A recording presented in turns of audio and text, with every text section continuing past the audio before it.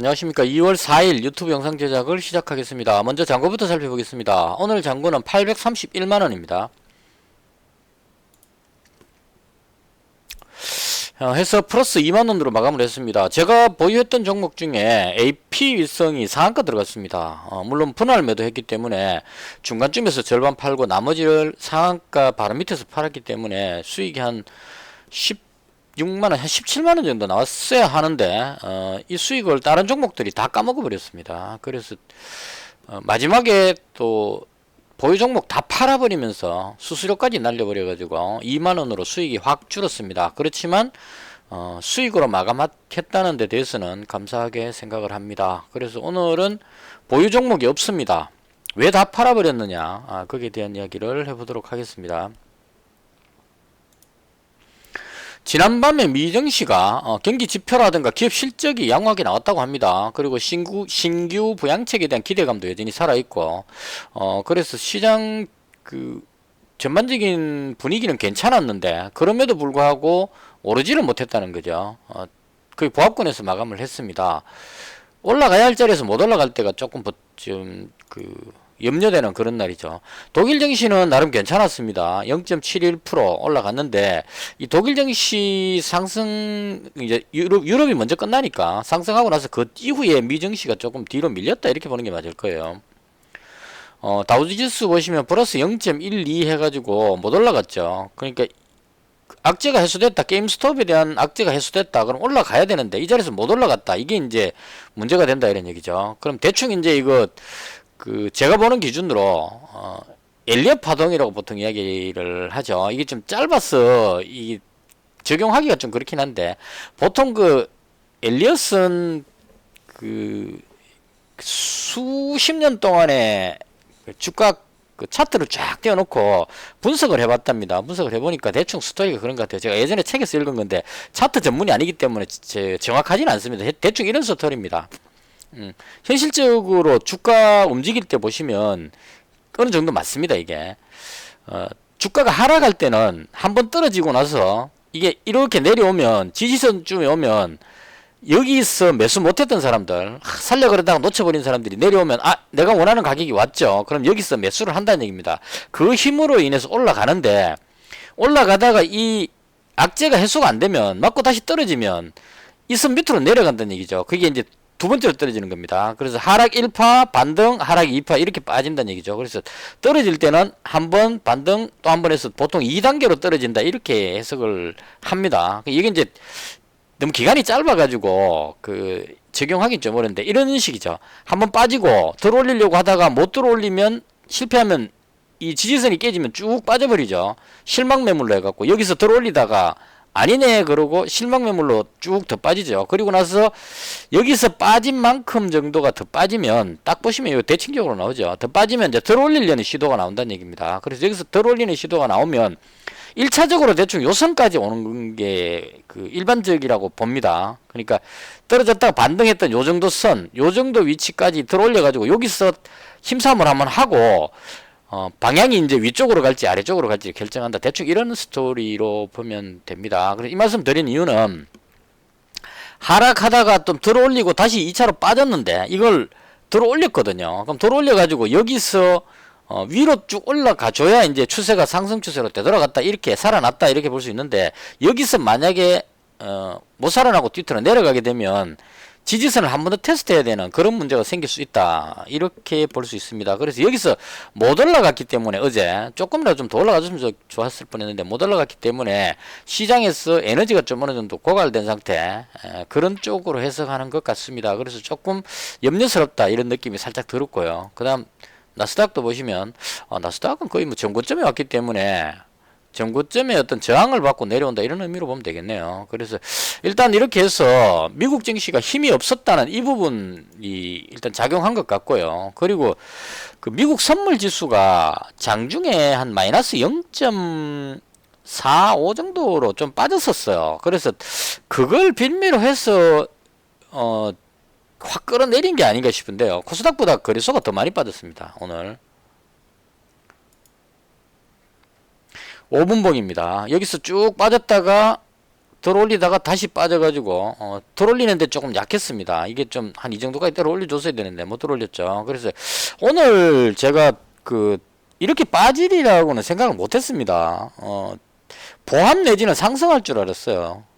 그런데 이 뭐가 문제가 됐냐면 기관들이 거래소에서 1조 8천억을 팔았습니다. 엄청나게 많은 양을 팔아버렸죠.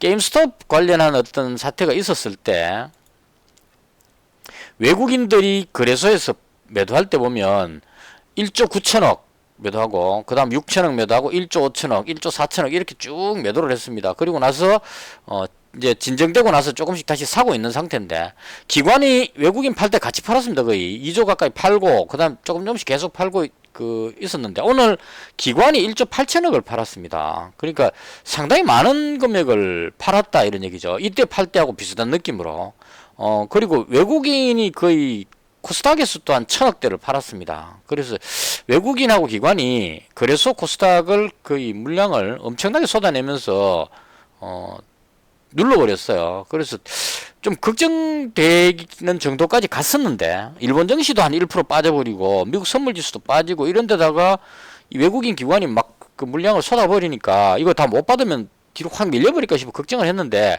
다행히 또 동학개미들이 그 물량을 다 받아냈습니다. 거래소에서 2조 4천억, 코스닥에서 한 2천억 정도로 받아내면서 하락을 어느 정도 방어를 하는 그런 모습을 보였습니다. 자, 그래서 여기서 이제 오늘도 하루 종일 고민이 됐죠. 외국인하고 기관이 또 왜 이렇게 많이 팔까? 그래서 제가 추측해보건데 게임스톱 사태는 거의 끝났다고 봐야 되고요. 또 뭐 공격하라 해가지고 그렇게 공매도 공격 이렇게 할 것 같지는 않습니다. 왜냐하면 공매도 공격했다가 지금 거의 본전돼 버렸거든요.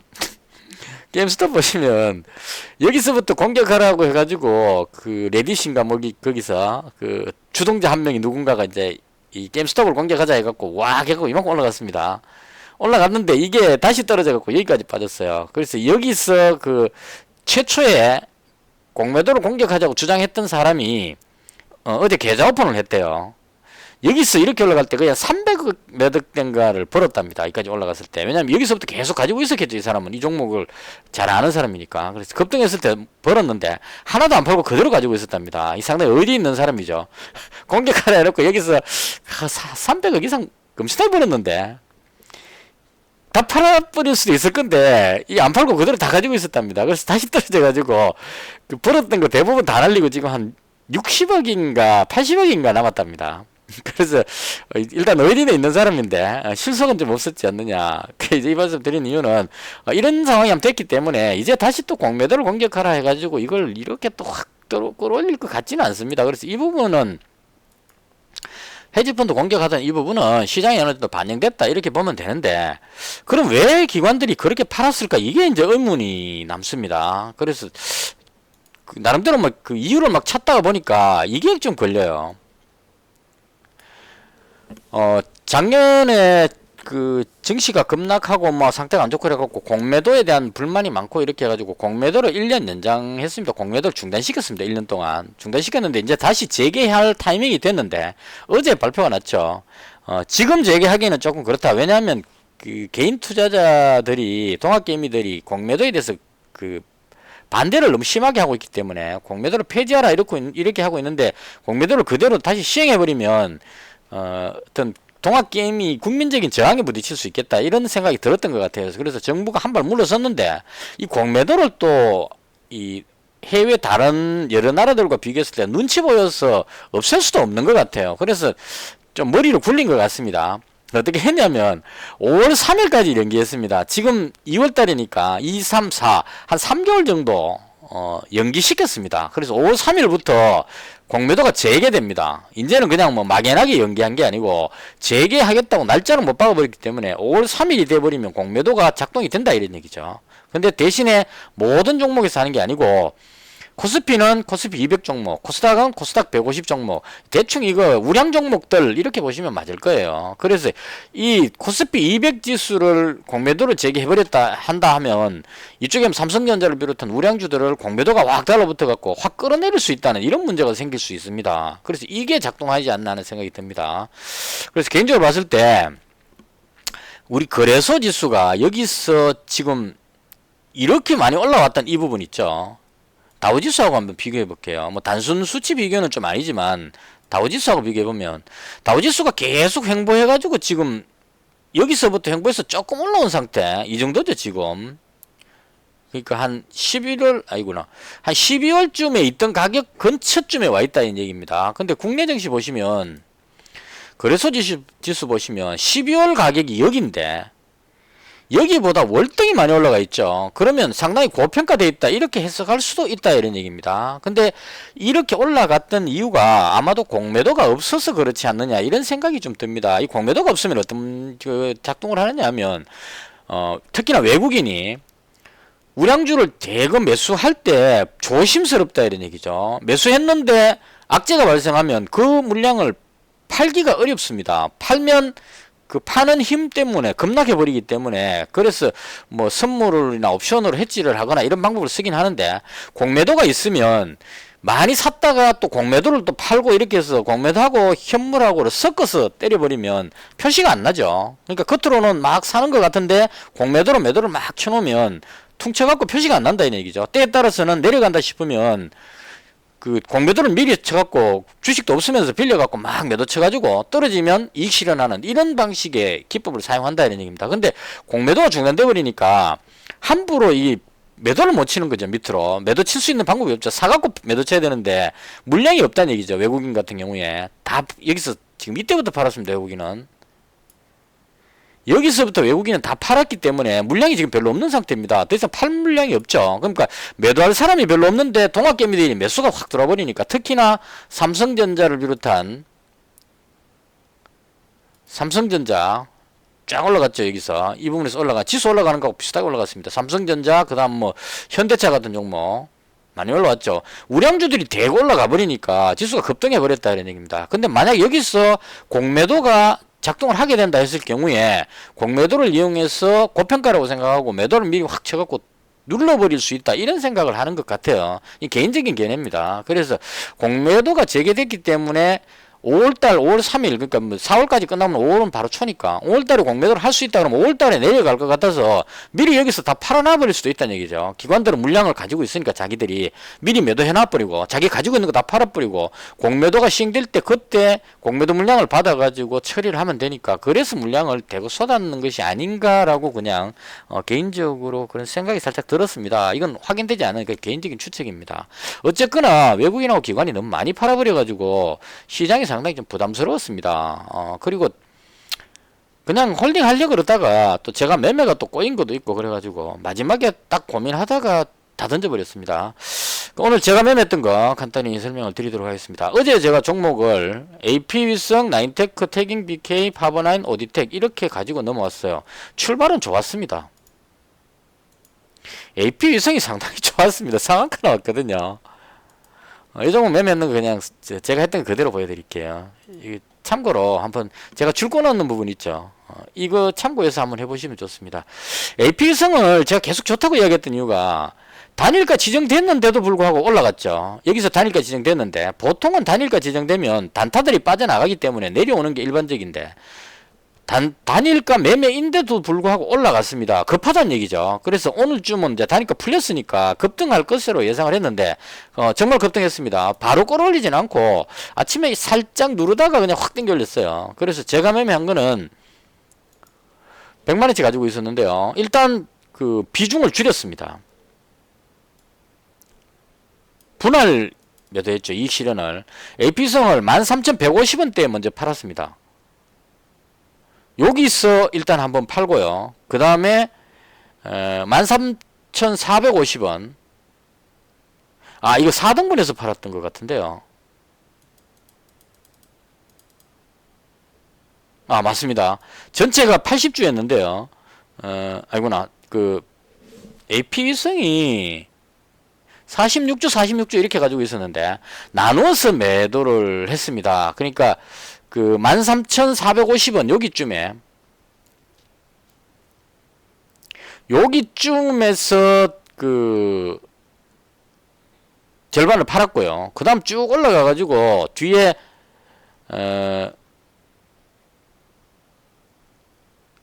14,800원, 14,800원이면 여기입니다.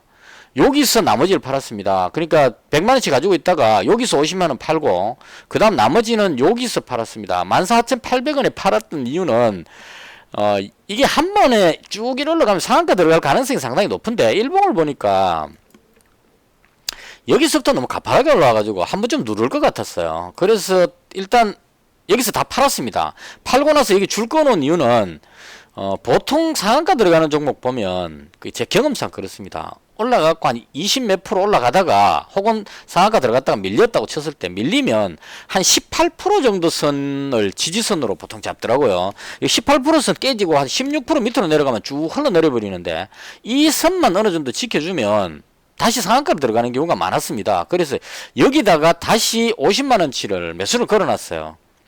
그래서 잡혔죠 당연히. 이까지 정말 잘했습니다. 오늘의 가장 하이라이트로 13,550원 줄 꺼놓은 자리에다가 주문 딱 넣어놨는데 내려가고 체결이 딱 됐습니다. 되고 나서 좋았다 이제 딱 해갖고 했는데 여기서 이제 제가 무슨 일이 생겨버렸냐면 여기서 이 부분은 제가 좀 고쳐야 되는 부분입니다. 이건 제가 반성해야 될 부분인데 다른 종목 좋은 거 생겼을 때 그냥 이건 놔뒀어야 되는데 잡았던 거를 왜냐면 제가 본 대로 됐죠. 절반 팔고 여기서 거의 상한가 바로 밑에서 나머지 팔았기 때문에 내려오면 한 18%에서 50만원치 잡으면 상한가 들어가면 또 12%를 더 먹죠. 그래서 이 종목에 먹을 수 있는 만큼 최대한 먹을 수 있는 상태. 그리고 여기서 내일 또 갭으로 뜨기 때문에 또 먹을 수 있는데 이걸 가지고 여기서 순간적으로 오늘 무슨 일이 있었냐면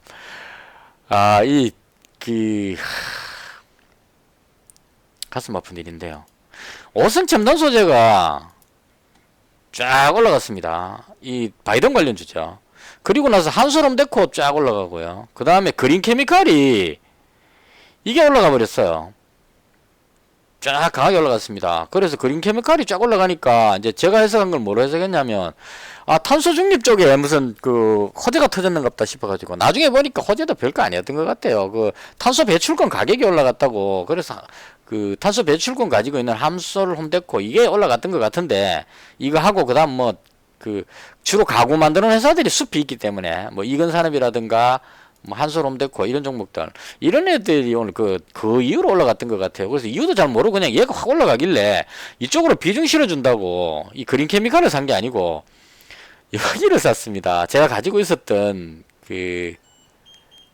태경 BK 탄소 포집 이쪽으로 작동이 될 줄 알고 확 잡았는데 작동이 안 되더라고요. 그래서 이 AP성 50만원 잡아놓은 것까지 다 팔아가지고 여기다가 비중을 확 실었는데 꽝 돼버렸어요. 그래서 여기서 매매가 꼬이면서 상한가 올라가는 것도 놓쳐버리고 가지고 있던 종목은 또 뒤로 막 밀리고 태경 BK 더 밀려버렸죠. 오디텍도 밀리고 다 밀려버렸습니다. 그래서 그리고 나서 파버나인은 또 마지막에 또 뭐가 나왔냐면 전환사채 물량 나온다는 뉴스까지 나왔습니다. 또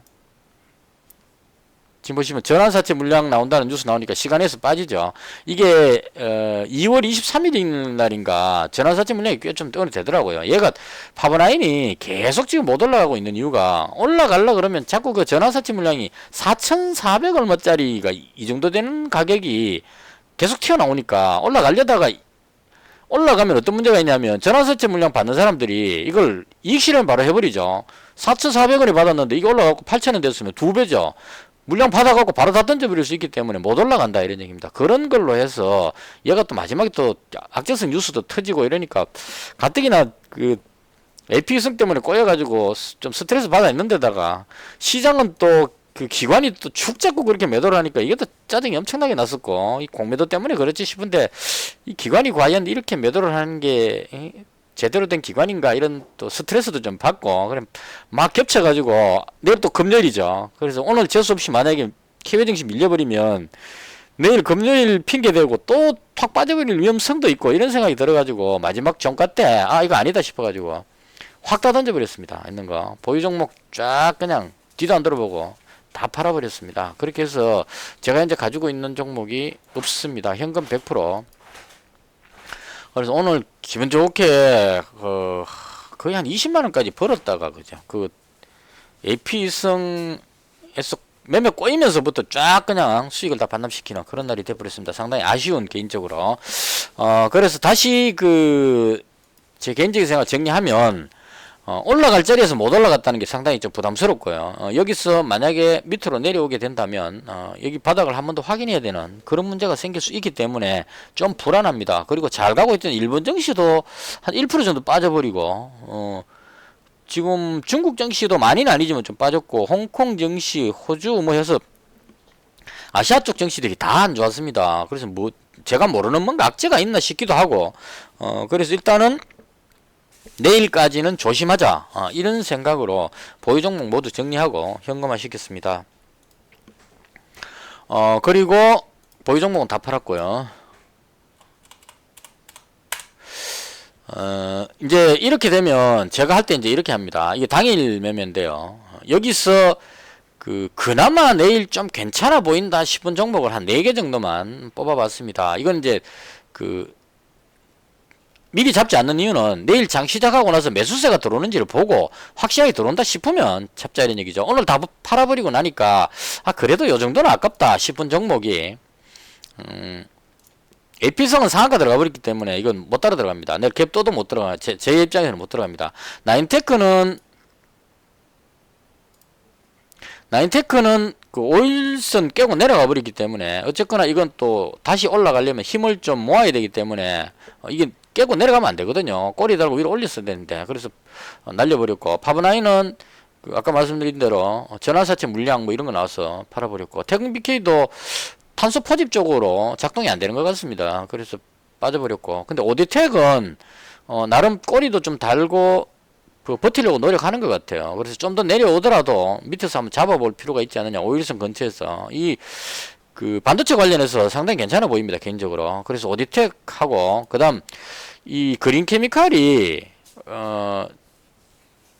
오늘 뭐죠? 한솔홈데코하고 이쪽이 조금 강했거든요. 한솔홈데코, KC코트렐부터 해서 바이든 관련주, 친환경 관련주들이 좀 강했기 때문에 그 중에 그나마 그린케미칼이 대장격이 아니겠나 싶었어. 이 종목하고 그다음 중국 관련주 중에 이츠한볼 이것도 방향을 돌리길래 중국 관련해서 뭔가 또 재료가 나올 것 같은 그런 생각이 좀 들어서 보고 있고요. 그다음 동아화성 어제 악재를 딛고 양봉으로 돌렸기 때문에 한번 괜찮지 않을까 이 정도로 내일 관심 종목으로 한 4종목 정도만 뽑았습니다. 무리하지 않으려고.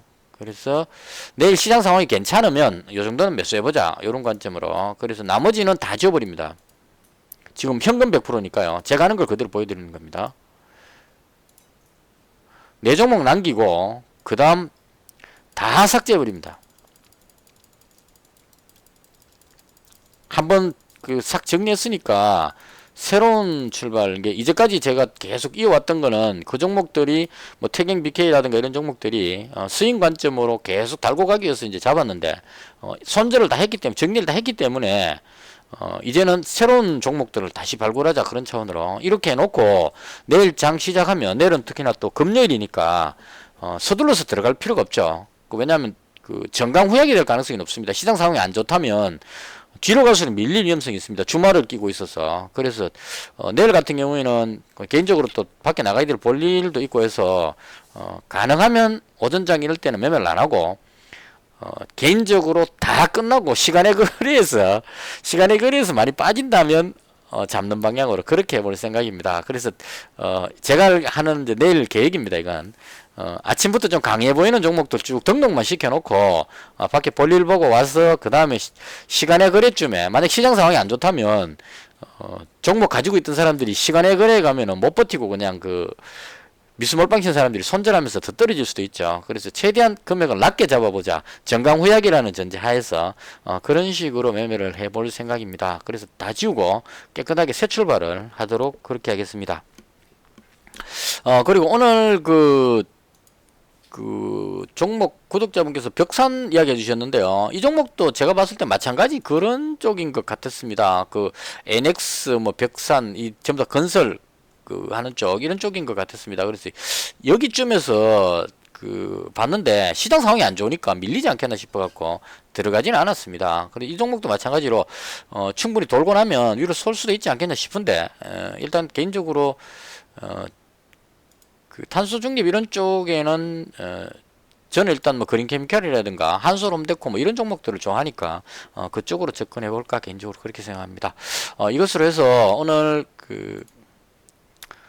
수익은 작았지만 나름 수익 마감한 것에 만족하면서 제가 봤던 시장에 대한 설명을 모두 마치도록 하겠습니다.